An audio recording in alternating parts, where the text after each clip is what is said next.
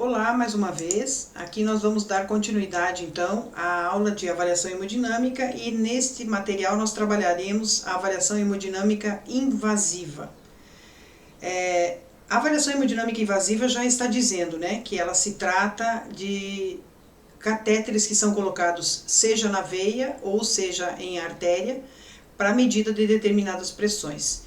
Então, nós organizamos o nosso conteúdo da seguinte forma: faremos uma introdução sobre a avaliação hemodinâmica invasiva, abordaremos os conceitos, as diferentes pressões que são capturadas pela avaliação hemodinâmica e seus respectivos cuidados de enfermagem, e vamos ampliar então o caso clínico. Como vocês viram inicialmente, lá na avaliação hemodinâmica não invasiva, naquele caso clínico, o paciente apresenta algumas características que vão nos levando a avaliar a situação clínica dele, e posteriormente, então, com a avaliação hemodinâmica invasiva, ele tem um agravamento do seu quadro clínico e ele é transferido para a unidade de terapia intensiva, onde segue a nossa avaliação hemodinâmica. Lembrando mais uma vez que esse conteúdo de avaliação hemodinâmica invasiva e não invasiva, eles são subsídios muito importantes para que a gente possa entender depois a aula que nós teremos sobre choque. Então, a avaliação desses três conteúdos é justamente esse processo crescente das condições clínicas desse paciente na unidade de terapia intensiva. Então, nós abordaremos nesse conteúdo esses aspectos aí que nós ressaltamos na agenda. Uma das coisas importantes que nós precisamos ressaltar é que o propósito da monitorização hemodinâmica à beira do leito é ajudar no estabelecimento de um diagnóstico, guiar e otimizar a terapia e promover a informação diagnóstica. Então, por conta da avaliação hemodinâmica invasiva, é possível, dentro das unidades de terapia intensiva, avaliarmos esse quadro clínico do paciente em tempo real, o mais rápido possível, né?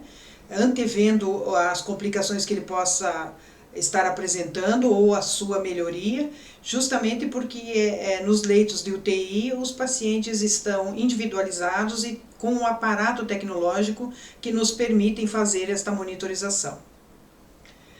A monitorização hemodinâmica invasiva ela se compõe pelo registro e interpretação das seguintes pressões: a pressão venosa central ou pressão de átrio direito, a pressão intraarterial e as pressões do catéter da artéria pulmonar, o Swan-Ganz. Eu queria ressaltar aqui que, embora eu esteja colocando essas pressões aqui, eu deixei o material lá para vocês no Moodle, mas nós não abordaremos especificamente agora aqui nesse conteúdo. Por que isso, né? Porque o catéter de Swan-Ganz ele vem sendo cada vez menos utilizado nas unidades de terapia intensiva em função da necessidade de diminuir a invasibilidade aos pacientes por conta do excesso de infecções. Então, o catéter de Swan-Ganz, criado justamente por Swan e Ganz em 1980, ele, na verdade, busca ser utilizado atualmente em pacientes com situações muito complexas, não mais como era utilizado antigamente. Ele, na verdade, surgiu em 1980, mas a sua grande aplicação foi a partir da década de 90. O catéter de Swan-Ganz ele se compõe da pressão da artéria pulmonar, da pressão de capilar pulmonar, da pressão de átrio esquerdo, débito cardíaco e índice cardíaco. Mas um aspecto que é importante ressaltar é que os parâmetros da pressão arterial pulmonar e da pressão de capilar pulmonar, elas são obtidos unicamente pelo catéter da artéria pulmonar. Hoje nós temos outras tecnologias como o Vigileu, por exemplo, que através da pressão arterial média, medida pelo Vigileu, é possível termos o débito cardíaco, a saturação de oxigênio, a pressão de átrio direito calculada pelo próprio Vigileu, sem a necessidade de grande invasibilidade no paciente. Então, esses aspectos, eu deixei esse conteúdo lá para depois vocês poderem ter acesso. Nós temos duas formas de fazer a avaliação hemodinâmica invasiva à beira do leito. Através dos manômetros de água ou mercúrio. Queria chamar a atenção que o mercúrio hoje, em função da sua toxicidade e de outros aspectos tecnológicos, ele não é mais utilizado. Mas em algumas UTIs ainda se utilizam os manômetros de água exclusivamente para a medida da pressão venosa central, que nós veremos mais adiante. E hoje, então, mundialmente tem sido muito adotado os transdutores eletrônicos de pressão, que têm a função de transformar o sinal mecânico do paciente em um sinal elétrico que é captado no monitor na forma de ondas e com o seu respectivo resultado de pressão. Então esses foram os grandes avanços tecnológicos dessas últimas décadas. Eu trouxe aqui para vocês porque eu acho bem importante a gente ver como as coisas evoluíram e por que elas evoluíram. Justamente para nos instrumentalizar a cada vez termos um conjunto de dados seguros, bem coletados, para avaliar as condições clínicas do paciente e prestar o cuidado de enfermagem o mais próximo possível da real necessidade dos pacientes. Então, nessa gravura acima, vocês estão vendo um manômetro de mercúrio para a pressão arterial média, usado em 1980. Então, ele tinha esse formato, né, madeira em torno dele para fazer o suporte, e uma pipeta que estava no centro e era preenchida então com 1 ml de mercúrio e o restante com água estéril para verificar a pressão arterial média dos pacientes. E abaixo, então, vocês têm hoje como são os transdutores eletrônicos de pressão. O manômetro, então, de água ou de mercúrio, o catéter intravascular ele é preenchido com líquido, em geral é uma solução salina fisiológica heparinizada e conectado diretamente ou a uma coluna de água, PVC, ou uma coluna de mercúrio para PA sistêmicas graduadas. Já vou ressaltando aqui que na pressão venosa central, atualmente com os transdutores eletrônicos de pressão, nós não utilizamos solução heparinizada, apenas na pressão arterial média. E os transdutores então eletrônicos de pressão, o catéter intravascular é preenchido com líquido, solução salina fisiológica heparinizada e conectado a um eletromanômetro, que a gente chama de strain gauge, que é um domo, um eletrodo específico com silicone, conectado aos cabos do catéter e com seus intermediários, com transdutores que permitem transformar então esse sinal mecânico através de um diafragma em um sinal elétrico com valores no monitor. Vamos começar então com a primeira pressão. Nós vamos trabalhar agora com a pressão arterial média. O que é a pressão arterial média? É o valor médio da pressão durante todo um ciclo de pulso de pressão. O que é um ciclo de pulso de pressão?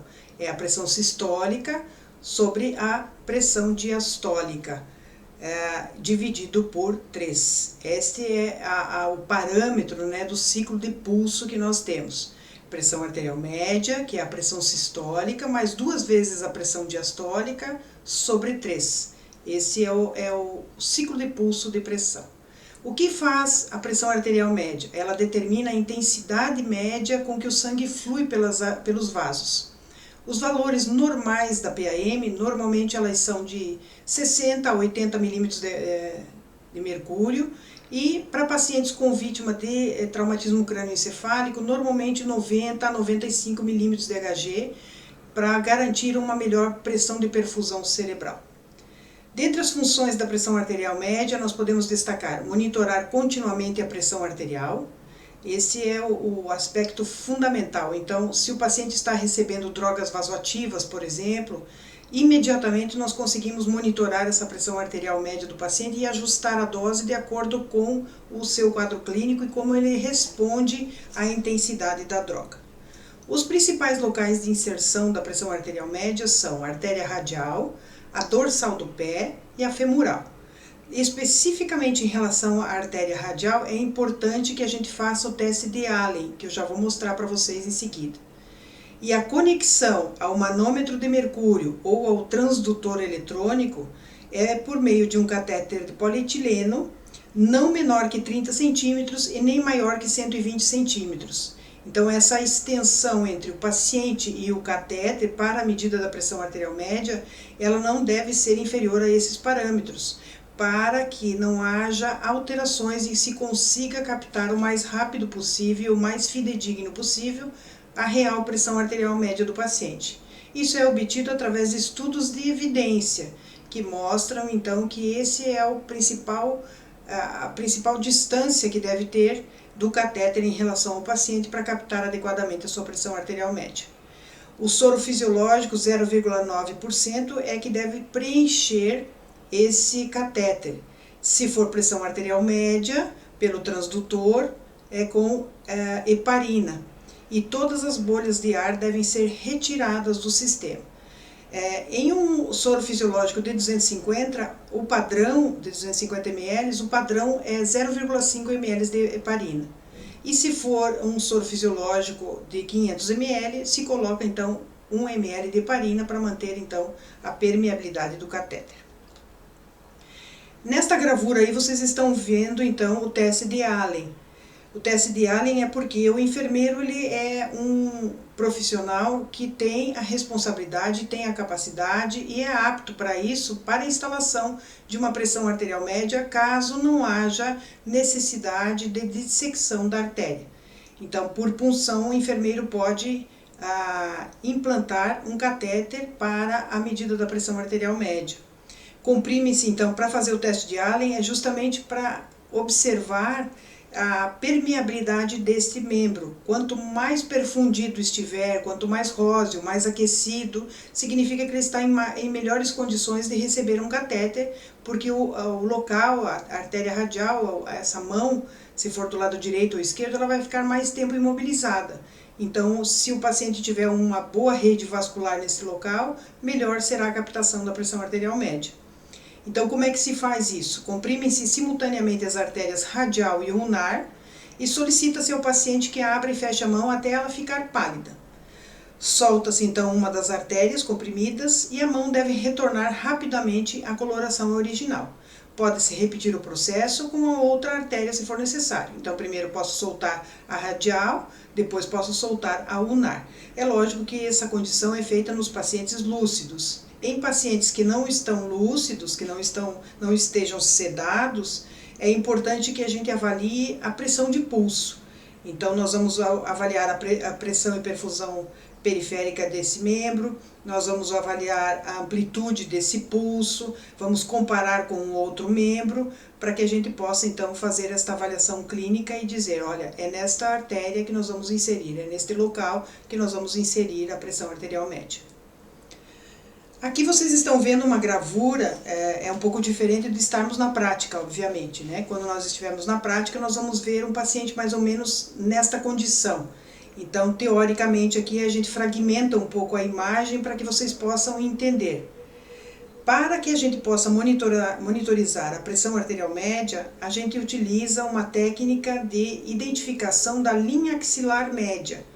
Esta linha axilar média foi vista em estudos de evidência como sendo a mais adequada para que a gente pudesse obter as pressões do paciente de modo mais fidedigno. Então, como é que nós fizemos isso? Inicialmente, nós colocamos o paciente em decúbito dorsal em um ângulo de 30 graus. Nós vamos fazer depois a medida da altura do tórax, no quarto espaço intercostal, no período expiratório. Então, é importante que a gente faça essa medida da altura total do tórax até o nível do quarto espaço intercostal, para que a gente possa identificar, então, o nível do axilar médio. A partir desse momento em que nós medimos a altura total do tórax, nós dividimos essa altura por 2. E esse, então, será o nível do axilar médio. Esse meio aí, seguindo a linha axilar, dividindo por 2, é que é o nível axilar médio. Em seguida, nós vamos nivelar o ponto zero da régua ao transdutor. Então, significa que este ponto zero que nós encontramos, ele tem que ficar ao mesmo nível do ponto zero no transdutor. Nós vamos preencher todo esse catéter com solução fisiológica 0,9% heparinizada em sistema pressurizado a 300 ml de Hg.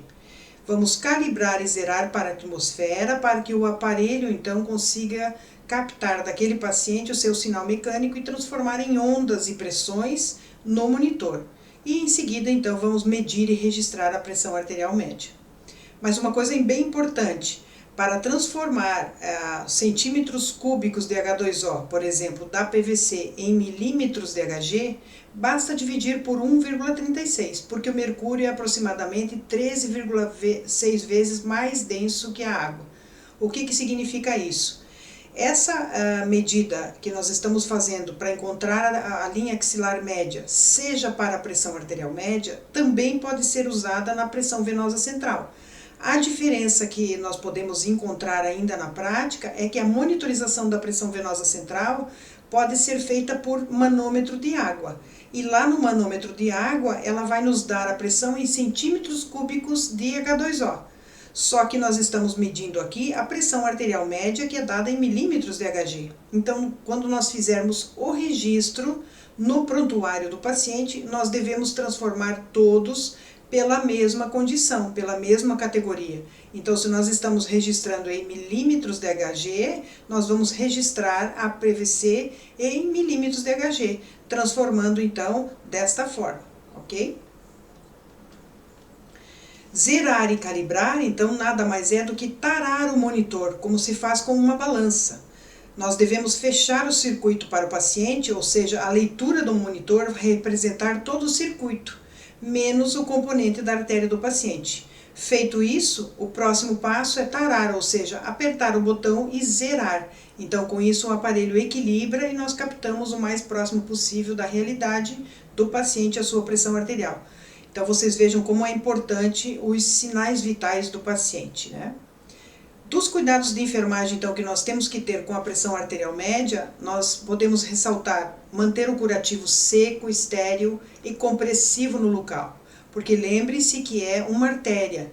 Então, se houver algum movimento brusco do paciente, ou se nós não tivermos bem fixado esse catéter, nós poderemos perder o catéter da artéria e o paciente, então, além de perder a PAM, poderá perder uma grande quantidade de sangue. Imobilizar o punho e observar a perfusão e saturação periférica. Então, isso é importante. Como será um local em que a PAM é exclusiva naquela artéria, nós devemos observar, então, como é que está a saturação e a perfusão periférica aí desse paciente. Normalmente a gente coloca um coxim embaixo da mão que está inserido o catéter para que haja um bom retorno venoso. Nesses locais, inclusive, o paciente poderá apresentar edema. Uma das coisas bem importantes que eu gostaria de ressaltar aqui é que em nenhum momento devemos injetar medicação na artéria. A pressão de artéria arterial, pressão de artéria média, ela é exclusivamente para a medida dos valores da pressão. A única coisa que poderemos colocar nesse local para manter a permeabilidade é a solução fisiológica heparinizada.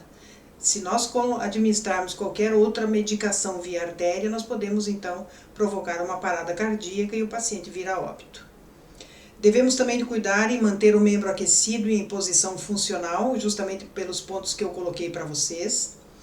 Devemos lavar continuamente o sistema através do intraflu ou lavagem intermitente por meio de seringa com solução heparinizada para evitar trombose arterial e intracatéter. Este intraflu ele é ou uma presilhazinha ou então ele é uma borrachinha que ao ser tracionada ou apertada, ela promove a lavagem do circuito da PAM para evitar coágulos, para evitar obstrução. Então, uma das coisas importantes é que nós devemos lembrar que o sistema que deve estar pressurizado, conforme vocês viram lá na figura que eu mostrei, com o intraflu, ele lava esse catéter com 3 microgotas por minuto. O que significa isso? Se nós deixarmos o pressurizador vinculado lá no soro a uma pressão de 300 milímetros de Hg, ele vai manter esse catéter pressionado e vai lavando continuamente em 3 microgotas por minuto. Entretanto, pode ser que essas 3 microgotas não sejam suficientes. Às vezes o paciente está com hipóxia, com poliglobulia, com sangue mais concentrado, mais viscoso, ou então ele está muito hipertenso e mantém um refluxo importante na artéria. Então pode ser necessário que a cada 30 minutos, a gente por meio do intraflu ou de uma seringa, a gente tenha que lavar esse sistema. Tudo que nós fizermos e introduzirmos aí de lavagem desse catéter deve ser também computado no balanço hidroeletrolítico do paciente. Por último, então, no número 5, posicionar o zero ao nível da linha axilar média, com o paciente em decúbito dorsal horizontal ou no ângulo máximo de 40 graus. Então, quanto mais nós levantarmos o leito do paciente, né, mais nós temos que refazer essa medida do axilar médio, porque ele vai alterando. Então, observem, né, às vezes o paciente descer um pouco do leito, no sentido de a cabeceira ficou com outra posição, ou o paciente escorregou um pouco nos lençóis, não está bem posicionado. Então, a cada plantão, a cada turno de trabalho, nós devemos posicionar o paciente, zerar o sistema e voltar a medir as pressões. Seguindo nos cuidados aqui, nós temos também a necessidade de retirar as bolhas de ar do sistema, fundamental. O paciente não pode receber ar na artéria. O organismo tem uma capacidade de suporte de ar de até 8 ml, mas nós não vamos fazer isso de colocar o paciente em risco nessa situação. Então, sempre antes de fazer qualquer lavagem no sistema, ou então de coleta de gasometria, nós devemos retirar as bolhas de ar do sistema. Um aspecto que eu quero ressaltar aqui também é que o paciente que tem uma pressão arterial média, você não precisa estar puncionando a artéria para coletar exames de gasometria. Você pode puncionar diretamente da pressão arterial média, sem a necessidade então de expor o paciente a novas picadas. Como eu já falei, né, computar no balanço hidroeletrolítico o volume do líquido utilizado para a lavagem do sistema. Todo o sistema deve ser utilizado com a asepsia cirúrgica, então nós devemos cuidar muito porque observem que qualquer violação do sistema, qualquer abertura de torneirinha ou qualquer desconexão do catéter, qualquer contaminação vai direto para a circulação do paciente, entrando diretamente pela artéria. Restringir a canulação arterial o tempo máximo necessário para o controle hemodinâmico do paciente. Então, a teoria nos mostra que o ideal seria que o paciente ficasse até 48 horas com a pressão arterial média. Entretanto, a realidade da prática nos mostra outras necessidades.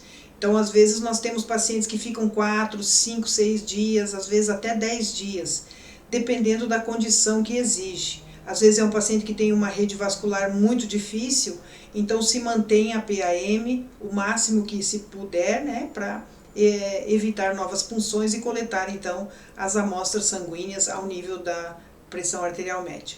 Sempre é um risco, é lógico, então isso precisa de uma avaliação contínua, por isso que a UTI, essa área de cuidado crítico, ela exige que a gente esteja continuamente avaliando o paciente. Avaliar também as condições do membro para sinais flogísticos, dor, coloração, temperatura, sensibilidade. Em qualquer situação em que haja sinal flogístico no local da punção, isto deve ser comunicado imediatamente e retirado a pressão arterial média para ser puncionada em outro momento. A ponta desse catéter deve ser enviada para a cultura para identificar qual é o micro-organismo que está provocando a infecção. Quando nós fizemos então a pressão arterial média e ela é captada pelos transdutores eletrônicos, nós podemos ter alguns problemas nas análises das curvas ao monitor.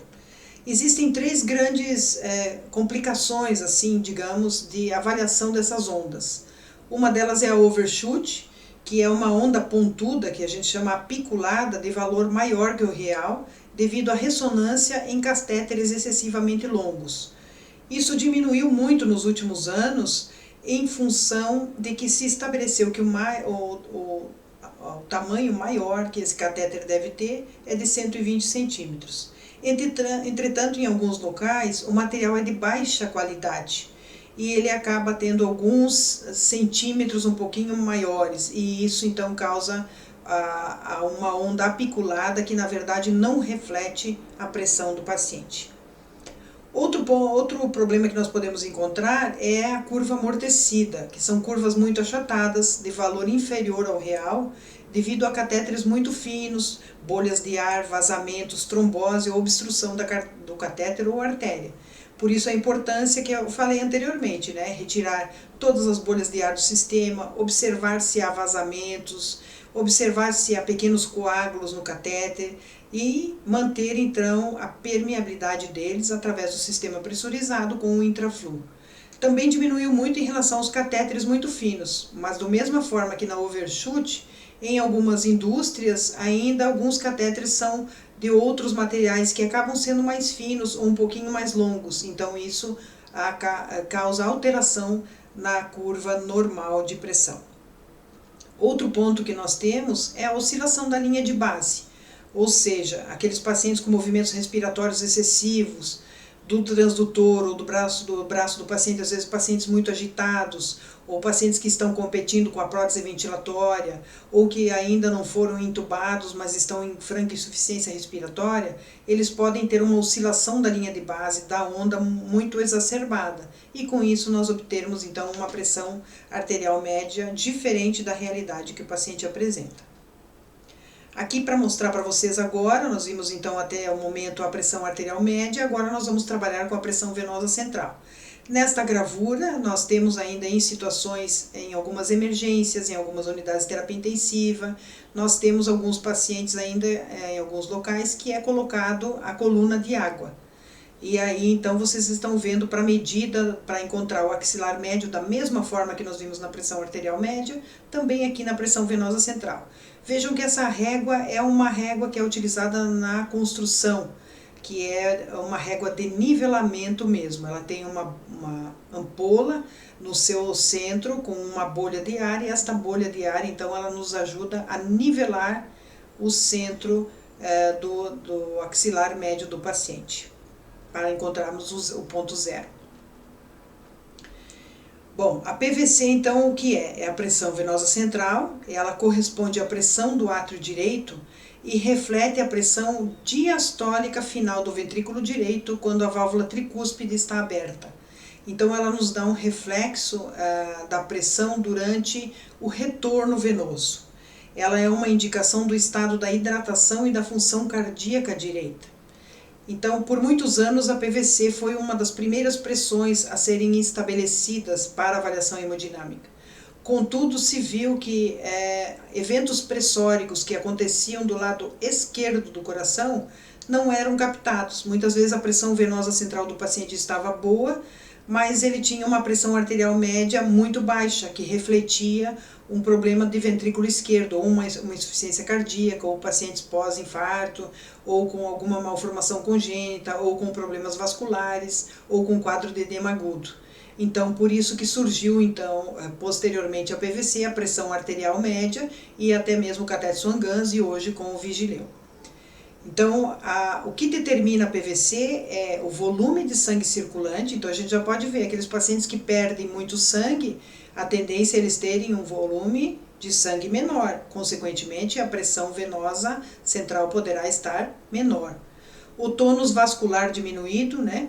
E função ventricular direita. Então aqueles pacientes que têm um tônus vascular diminuído ou um tônus vascular aumentado por hipertrofia vascular, por aterosclerose, eles podem estar com uma PVC elevada. Pacientes com insuficiência cardíaca podem estar com PVC elevado. Contudo, pacientes que perderam muito sangue, que tiveram um acidente automobilístico, por exemplo, e tiveram fratura de algum membro e perderam muito sangue, poderão ter o tônus vascular diminuído e, consequentemente, a PVC mais baixa. Então, é isso que é importante que a gente observe, né? Tanto na PAM quanto na PVC. O que é e para que serve. Dentre os locais principais de inserção da pressão venosa central, nós destacamos a veia antecubital, a veia jugular interna ou externa e a veia subclávia. Atualmente, as mais utilizadas é a veia jugular interna e a veia subclávia. A subclávia vocês estão vendo aí nessa gravura abaixo. Para os cuidados de enfermagem, então, em relação à pressão venosa central, nós podemos destacar o que segue. Devemos obter uma linha venosa para posicionamento do catéter, que é feita por punção percutânea ou dissecção venosa. A ponta do catéter ela deve estar posicionada em veia central, na veia cava superior. Então, esta é um cuidado médico, é um procedimento médico, mas na qual o enfermeiro acompanha desde a sua instalação, na preparação do material e na avaliação da repercussão desse catéter na condição clínica do paciente. Então, o catéter ele fica normalmente na desembocadura da veia cava superior, no lado direito do paciente. Posteriormente, é checado radiologicamente a posição do catéter antes de se instalar a pressão venosa central. Então, não vamos administrar grandes volumes nesses pacientes até que o paciente não tenha o raio-x totalmente realizado para avaliação da posição desse catéter.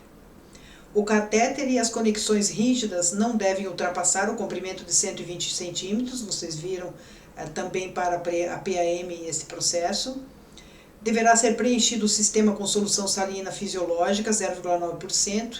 Aqui o sistema não precisa ser heparinizado, porque normalmente é utilizada a veia onde está inserido a pressão venosa central, ela é utilizada para administração de outros soros, outras medicações. Então não pode ser heparinizado, porque senão também o paciente receberia uma grande quantidade de heparina. Devemos retirar qualquer bolha de ar do sistema de mensuração também para não termos alterações nas curvas e, consequentemente, não termos uma pressão fidedigna.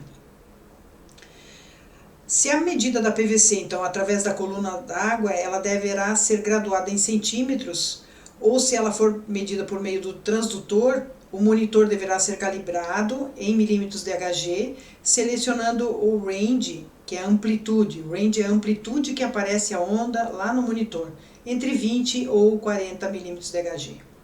Observará a oscilação da coluna d'água ou da linha de base no monitor elétrico, acompanhando os movimentos respiratórios do paciente para que a gente possa identificar se realmente está inserido adequadamente o catéter para a pressão venosa central. Manter o local de punção com curativo estéril. Então, a mesma asepsia cirúrgica que nós utilizamos na PAM, nós também utilizamos na PVC, para evitarmos justamente a contaminação, já que são catéteres que vão diretamente dentro dos vasos dos pacientes. Utilizar então a técnica asséptica para manuseio do sistema, asepsia cirúrgica, como nós fizemos na PAM. Observar o local de punção também quanto à presença de dor, calor, rubor e edema. Não deixar o catéter por mais do que 5 dias. Nós vimos ali entre 48 e um pouco mais lá na pressão arterial média. Aqui também é da mesma forma, né? Para que a gente possa evitar infecções. No menor sinal flogístico, esse catéter deve ser retirado e a ponta deverá ser encaminhada para a verificação de qual micro-organismo está provocando a infecção. Aqui nós podemos ver um pequeno resumo das curvas que nós identificamos da PVC no monitor. A curva que vocês estão vendo as primeiras curvas em cima, que é do eletrocardiograma, a onda P, o complexo QRS-T. Logo abaixo, na curva azul, nós estamos então identificando as curvas da pressão venosa central. Ela se compõe do A, do C, do V, X e Y. Então, o que significam essas curvas? Essas curvas, elas dizem respeito ao momento em que o paciente faz a sístole e a diástole. Como está na desembocadura da veia cava superior, por propagação, né?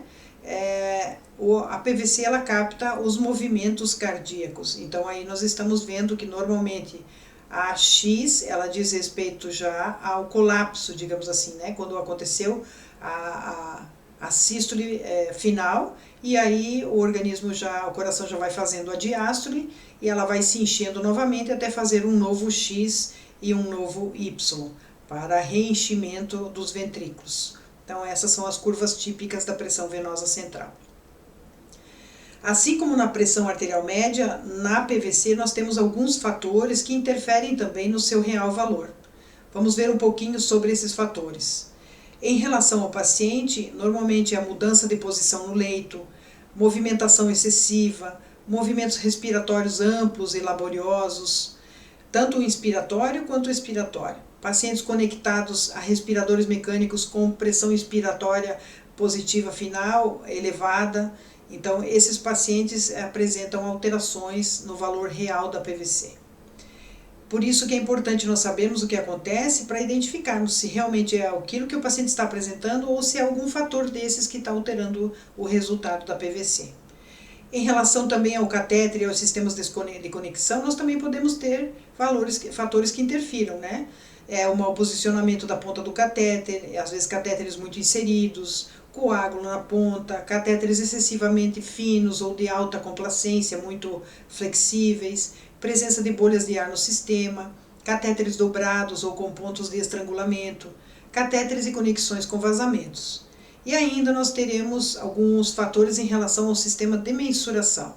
Então, se nós não identificamos adequadamente o zero de referência, inadequadamente posicionado em relação ao axilar médio, o zero elétrico inadequado por aparelhos pouco calibrados, alteração na membrana do transdutor, que é muito sensível e poderá sofrer alguma alteração, algum dano, e aí não capta adequadamente a pressão, transdutor e amplificador inadequadamente calibrados, pequena faixa de resposta da coluna d'água em relação aos parâmetros hemodinâmicos.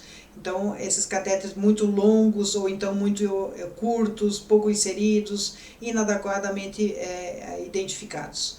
Então, esses fatores precisam ser analisados em todos os pacientes, né? Não significam que vão estar presentes, mas nós temos que procurar qualquer alteração para identificarmos, antevermos o problema. Eu vou sempre falar sobre isso, né? Nós precisamos antever aquilo que possa estar acontecendo para o paciente, para que ele não tenha complicações.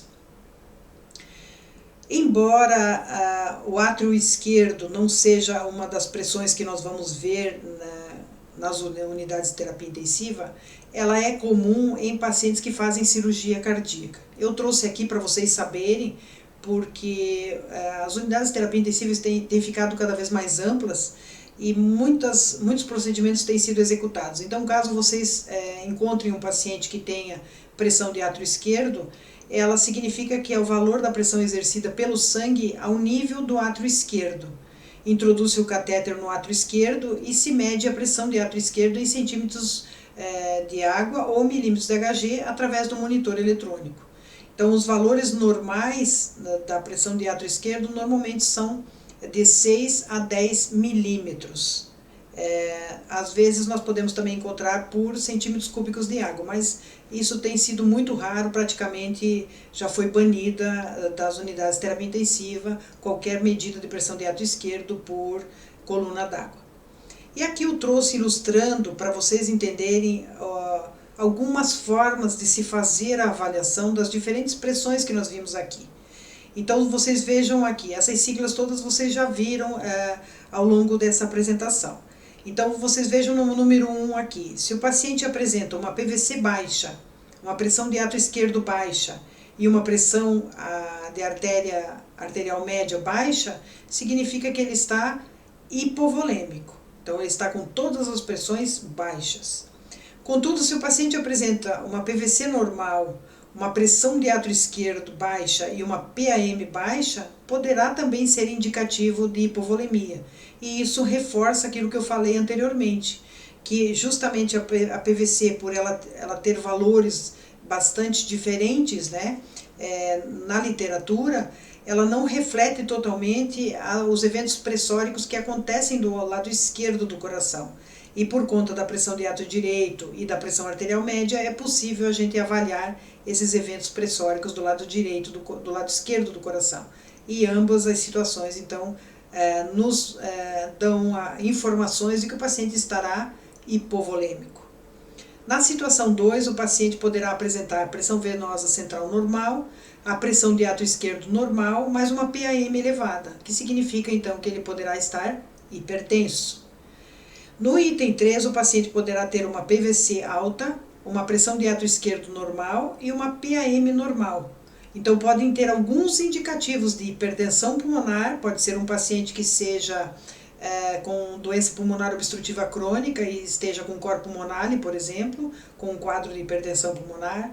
Poderá estar hiperidratado, então um paciente que recebeu extrema quantidade de volume, ou mesmo ele poderá ter alguma doença de válvula pulmonar ou tricúspide. No item 4, nós podemos observar pressão venosa central aumentada, pressão de átrio esquerdo aumentada e a pressão de artéria média diminuída. Isso significa insuficiência do ventrículo esquerdo, que na mesma situação, pressão venosa central diminuída ou uma normalidade na pressão de átrio esquerdo ou essa pressão de átrio esquerdo aumentada, poderá também ser indicativo de insuficiência do ventrículo esquerdo. Então é importante que a gente observe, né? A PAM lá do paciente está baixa, mas ele tem uma pressão de átrio esquerdo ou alta ou normal e poderá ter uma pressão venosa central ou alta ou normal, ou baixa, desculpe. Então ele é um quadro de insuficiência do ventrículo esquerdo. E aqui eu vou deixar para vocês um desenho do catéter de Swan-Ganz para vocês verem a complexidade dele, né? Então aqui nós temos um catéter de 4 vias, nós já temos hoje catéteres para 5 vias para marca-passo, temos um balonete na ponta, que é justamente para mantê-lo no tronco da artéria pulmonar, para que esse catéter não fique flutuando, né, ou não fique se movimentando, e nós consigamos, através do balonete, medir a pressão de capilar pulmonar. Nós também temos uma seringa, que é justamente para insuflar esse balonete e preencher, então, esse capilar pulmonar, para que nós possamos ter a pressão do capilar pulmonar. Temos também um polo proximal, que normalmente é o azul, e ele fica ao nível do átrio direito. Temos um polo amarelo, que é o distal, e ele fica então no tronco da artéria pulmonar. Então, o cateter Swan-Ganz, eu vou deixar os conteúdos lá para vocês. Se alguém se interessar e tiver vontade de entender um pouco mais como isso se desenvolve, entre em contato conosco, que nós vamos ter um prazer imenso em responder as dúvidas aí de vocês. Eu também deixei muitos vídeos aí muito interessantes que vão ajudar a elucidar pontos que de repente poderão ter ficado com maior dificuldade na compreensão desse conteúdo. E também, continuando então o nosso caso clínico, né, como nós vamos ter a discussão síncrona, nós estaremos focando então qual o principal problema que o paciente está apresentando, qual a causa provável, quais os cuidados de enfermagem prioritários e por quê, e o que aprendemos então com aquele caso que eu coloquei lá para vocês no sistema mútuo.